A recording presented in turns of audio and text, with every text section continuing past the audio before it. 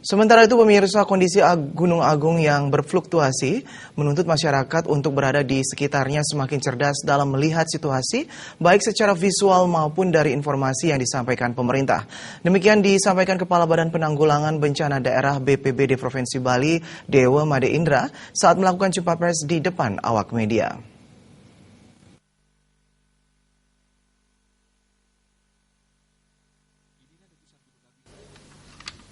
Lebih lanjut, Dewa Made Indra mengungkapkan aktivitas Gunung Agung berfluktuatif terhitung sejak ditetapkannya level waspada pada 14 September lalu, yang kemudian 4 hari setelahnya meningkat menjadi siaga. Dan pada 24 September, aktivitas Gunung Agung kembali meningkat ke level 4 atau awas. Kurang lebih sebulan setelah itu, tepatnya pada tanggal 29 Oktober, level aktivitas Gunung Agung kembali diturunkan ke level 3, mengingat aktivitasnya yang juga menurun. Kondisi ini membuat masyarakat semakin siap dengan berbagai kemungkinan yang bisa terjadi, serta potensi buruk yang akan terjadi sewaktu-waktu.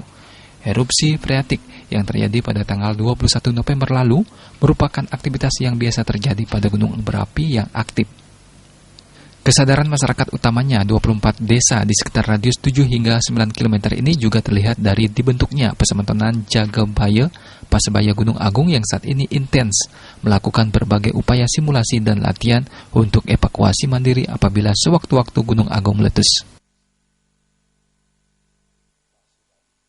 Pasebaya itu Pasemetonan Jagabaya Gunung Agung. Jadi Pasebaya Gunung Agung, Pasemetonan Jagabaya Gunung Agung.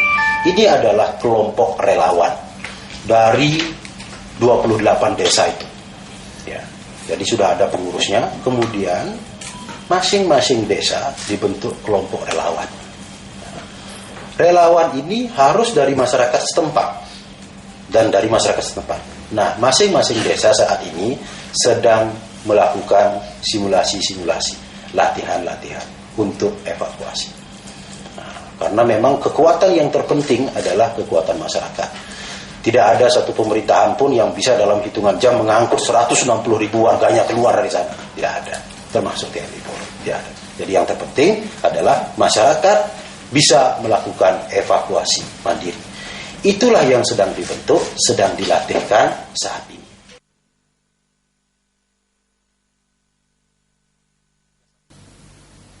Kesadaran masyarakat ini penting karena evakuasi mandiri jauh lebih baik daripada hanya menunggu bantuan luar saat hal terburuk terjadi. Dengan evakuasi mandiri yang tertata dan terprogram, diyakini mampu minimalisir jumlah kerugian serta korban jiwa apabila Gunung Agung benar-benar meletus. Perannya para